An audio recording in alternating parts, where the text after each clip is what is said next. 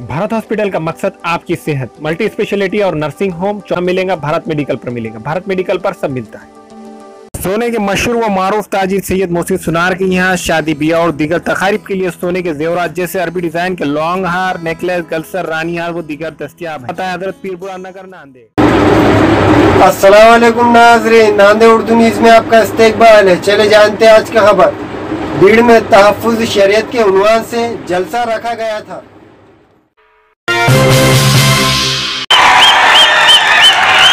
जाके बोले तुम्हारे बाप से असदुद्दीन ओवैसी महाराष्ट्र के इलेक्शन में मुकाबला करेगा।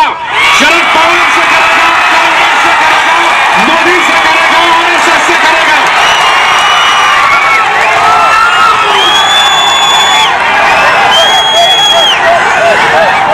मेरे अजीज दोस्तों और बुजुर्गों, पार्लियामेंट में बिल पेश हुआ, इसी तरह के ये पुकारना शुरू करे और इसी खड़ा हो गया, और इसी खड़ा हो गया। मैंने कहा खड़ा हुआ, एक मर्द खड़ा हुआ सच्चाई बयान करने के लिए, सुनो। और क्या हुआ, हमने क्या कहा अपने इंट्रोडक्शन में? मैंने कहा आर्टिकल 14 और 15 का वायलेशन है। आप बताइए कि अगर कोई गैर मुस्लिम अगर अपनी बीवी को गैर कानूनी तरीके से छोड़ता है तो छोड़ते वक्त अगर कोर्ट में केस चलेगा तो उसको कोर्ट सजा देगा 1 साल के लिए। और मिस्टर मोदी जो कानून बनाने जा रहे हैं उसमें 3 साल की सजा, यानी गैर मुस्लिम को 1 साल की सजा और हमारे मुस्लिम मर्दों को 3 साल की सजा। मैंने कहा आर्टिकल 14 और 15 का वायलेशन है। जमहूरी तरीके से पूरे कानून के दायरे में रहकर हिंदुस्तान के संविधान को इस्तेमाल करते हुए हम अपनी शरीयत की हिफाजत करेंगे, शरीयत को अपनी तबीयतों पर गालिब करेंगे, अपनी जिंदगी शरीयत के मुताबिक गुजारेंगे। जो लोग हमको शरीयत से दूर करना चाह रहे हैं, जो हमारी मस्जिदों को वीरान करना चाह रहे हैं, जो हमारी माँ और बहनों को इंसाफ के नाम पर इस्लाम से खारिज करना चाह रहे हैं, सुन लो सुन लो। जब तक सूरज निकलता रहेगा, जब तक दुनिया बाकी रहेगी, मुसलमान जालिम के जुल्म के खिलाफ लड़ता रहेगा, अपनी शरीयत पर अमल करता रहेगा, मस्जिदों को आबाद करता रहेगा, मगर शरीयत तो कभी नहीं छोड़ेगा इंशाअल्लाह ताला। मिस्टर मोदी, ये हमारा पैगाम है आपके लिए, ये हमारा पैगाम है आपके लिए।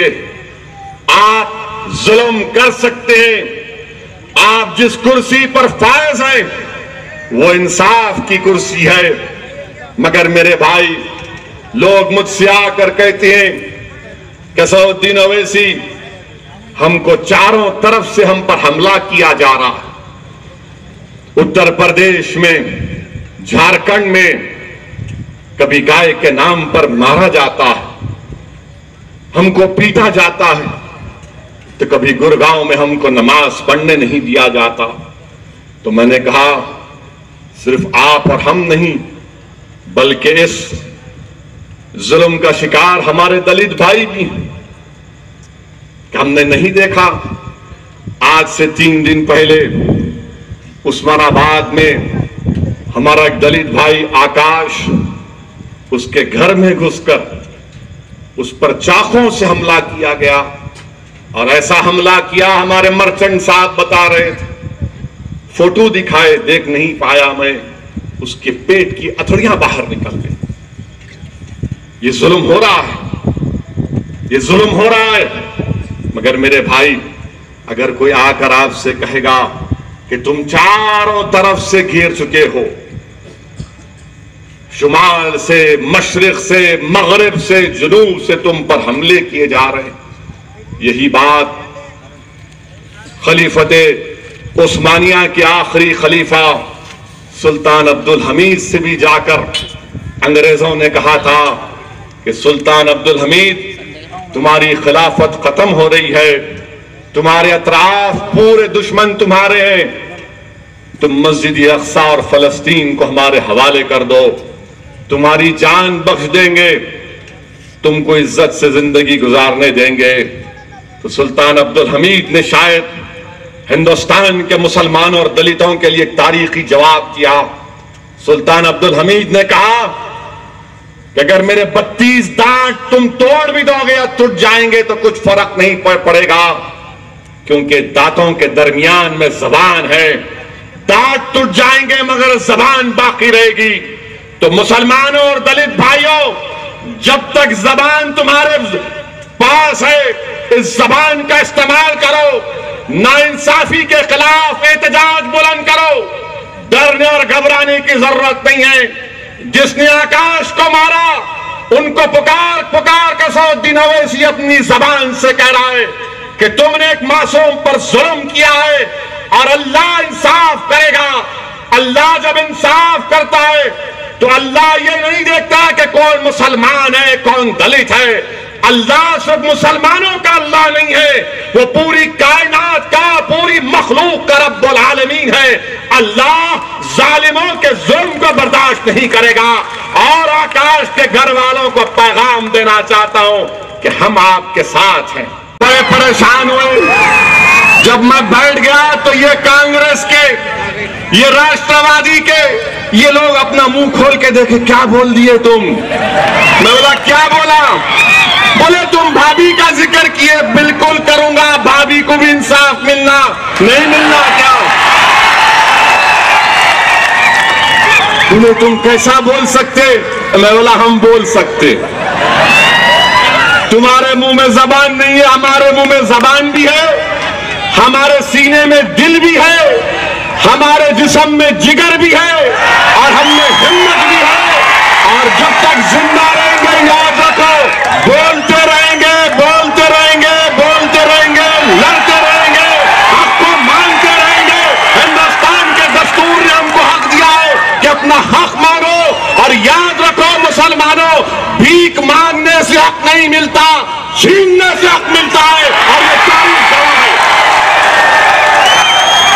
मेरे अजीज दोस्तों और बुजुर्गों, बैठ गया मैं, लोकसभा में बहस हुई।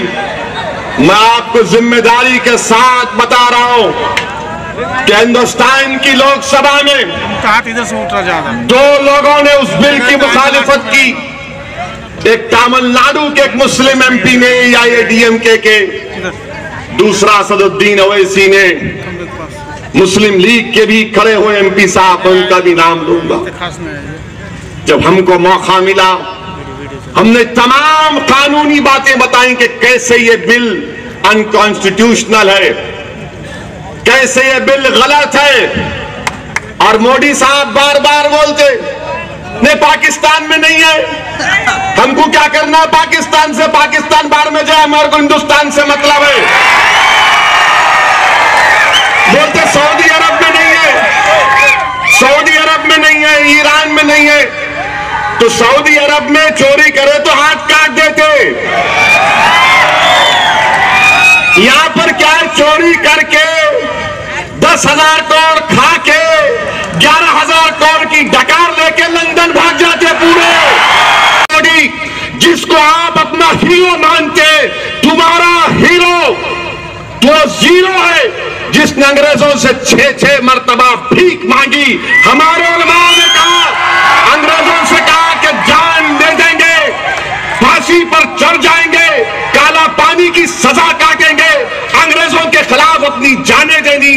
आज वही उलमाए किराम की आप तौहीन करने जा रहे हैं और बोलते कि सऊदी अरब में, ईरान में कानून है, मेरे को क्या करना है सऊदी अरब, ईरान से, मोरक्को, अल्जीरिया से, मुझे हिंदुस्तान से मतलब है।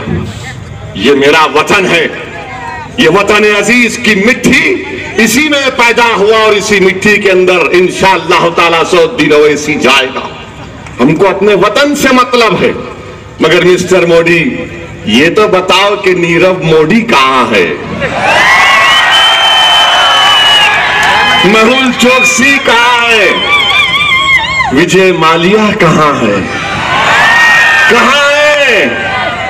वो अंग्रेज यहां के लूटे, मुल्क आजाद होने के बाद ये चोर, ये नीरव मोदी चोर, ये मेहुल चोकसी डाकू, विजय माल्या चोर, ये लूट के अंग्रेजों के मुल्क को जाकर बैठ गए, वहां जाके बैठ गए। हिंदुस्तान के वजीर आजम बरतानिया को गए थे, बरतानिया के वजीर आजम से मुलाकात किए। क्या करें मिस्टर मोदी, 56 इंच का आपका सीधा, कुछ नहीं हुआ, टाई टाई फिश हो गया।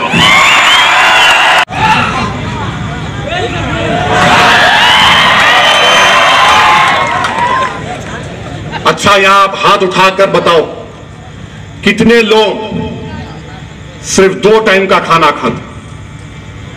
शर्माओ न, सिर्फ 2 टाइम का खाना खाते। अच्छा, कितने लोग 1 टाइम का खाना खाते? शर्माओ नहीं। मेरे भाई, हिंदुस्तान में गरीब, मुसलमान, दलित और किसान 1 टाइम का खाना खा के सोता वजीर आजम, पत्थर पर सोता मिस्टर मोदी। आप वजीर आजम बनकर खाना खाकर पत्थर पर एक्सरसाइज कर रहे हैं और हिंदुस्तान का गरीब भूखा रहकर पत्थर पर सो रहा। किसान अपनी फसल को नहीं उगा सक रहा, खुदकशी कर रहा। ये हमारी जमहूरियत हो चुकी है मेरे भाई। और भीमा कोरेगांव में जो लोगों को पकड़ा गया, कल अगर कोर्ट में कहा जाएगा कि वो खत डुप्लीकेट था तो क्या होगा? कोर्ट के रिकॉर्ड में वो खत नहीं पेश किया गया। इलेक्ट्रॉनिक एविडेंस का कानून यह है कि पहले उसको फसल को बुझाना, एग्जामिन करना, रिपोर्ट को कोर्ट में शामिल करना, या पहले से लीक कर दी। मेरे भाई, बहरहाल आप मजबूत रहिए, इख्तलाफात को खत्म करो। मेरी जबान इतनी कड़वी क्यों है? तुम्हारे जुल्म की वजह से, तुम्हारे धोखे की वजह से, तुम्हारी मुनाफिकत की वजह से। जो लोग आ जाकर गंगा जमनी, गंगा जमनी, गंगा जमनी की बात करते, देखो कासिम को जो मारा गया, क्या वो गंगा जमनी मामला तहजीब थी? मैं भी चाहता हूं कि हिंदुस्तान में गंगा जमनी तहजीब हो, जिंदा रहे, मगर याद रखो मेरी इस बात को, ये तहजीब नहीं रही, ये सिर्फ किताबों में बाकी है आज। और जो हमारे बुजुर्ग जो दिल्ली में बैठकर इस तरह की बात करते, मैं उनसे भी कहना चाह रहा हूं कि आप मुझसे इख्तलाफ करिए जरूर, मगर ये मौत कासिम की आपको सोचने पर मजबूर कर देगी। मेरे भाई, उत्तर प्रदेश के गरीब मजलूम लोगों की मदद के लिए आता है। रात के अंधेरे में घर जल रहा है, इम्तियाज जलील वहां पर, दुकान जल रही है, अफवार कादरी वहां पर, मेरे कारपोरेटर वहां पर, तो हमको फिरका परस्त, हम फिरका परस्त और तुम सेकुलर। अरे कांग्रेसियों, तुम्हारी मुनाफिकत का चेहरा दुनिया के सामने प्रणब मुखर्जी के आरएसएस के दफ्तर को जाने से आया हो गया, और फिर तुम्हारे सदर के बाजू इफ्तार की दावत में बैठकर खजूर खाने से भी वाज़ेह हो गया। तो मेरे भाई, ये इनके असली चेहरे हैं। अच्छा, एक बात अगर नहीं कहा तो, जब मैं कासिम की जो नजारे देखा तो अल्लाह से दुआ करा, या अल्लाह तुझे अबुल कासिम का वास्ता बचा ले हमारी सरकार की उम्मत को, अल्लाह तुझे अबुल कासिम का वास्ता। मेरे भाई, मैं ये वाकयात इसलिए कह रहा हूं कि अपने हौसलों को बुलंद रखो। अब तक नहीं समझा, इन्हें थोड़ा भूत उतार दिया था मैं। आयतल कुर्सी पढ़ के हमारे उलमा फूके फू तो 9 आ गए, तो उन्हें बोला तुम 9 आए, मैं भी अपना वजीफा पढ़ता हूं तो 7 को छीन लिया। अब मैं उन 7 से कह रहा हूं, वो गुट को बर्खास्त करो, बिला शर्त के मजलिस में आओ, कोई कंडीशन नहीं, निजाम सदर था, है और रहेगा। तुम गुट को छोड़ो, मैं तुमको सीने से लगाने तैयार। तुम्हारे को मुकाम होना, मैं कौन मुकाम देने वाला? अल्लाह इज्जत देने वाला है। अच्छा, टाइम कम है, बात कर रहा, पर नारा मारेंगे, ठहरो। नारा ऐसा मारेंगे कि भूत बंगले से मोदी साहब के घर तक पहुंचना। बहरहाल, प्रणब मुखर्जी आरएसएस के दफ्तर को जाके बोले, हेगडेवर बहुत अच्छा इंसान, हेगडेवर ने कहा था मुसलमान सांप है, और प्रणब मुखर्जी की तकरीर पर कांग्रेस वाले बोले क्या इल्मी तकरीर किए, अंग्रेजी का लफ्ज सेगेशियस इस्तेमाल किए, और फिर राहुल गांधी इफ्तार की दावत दिए। मुसलमान रोजा रहता है, मुसलमान को बुला के बोले रोजा खोलो, और अपने बाजू किसको बिठाए? जिसने आरएसएस के दफ्तर पर गया था, उसको बाजू बिठाकर अपना बगल बच्चा बनाकर सेकुलरिज्म का दर्ज देते हैं। अस्सलाम वालेकुम, नमस्ते, आदाब, सत श्री अकाल। दोस्तों, मैं आपका दोस्त Shahbaz Khan. Nanded Urdu news YouTube channel को सब्सक्राइब करें, वीडियोस को लाइक करें, न्यूज को ज्यादा से ज्यादा शेयर करें, और आपको कैसी लगती है कमेंट करें, और ज्यादा से ज्यादा सब्सक्राइब जरूर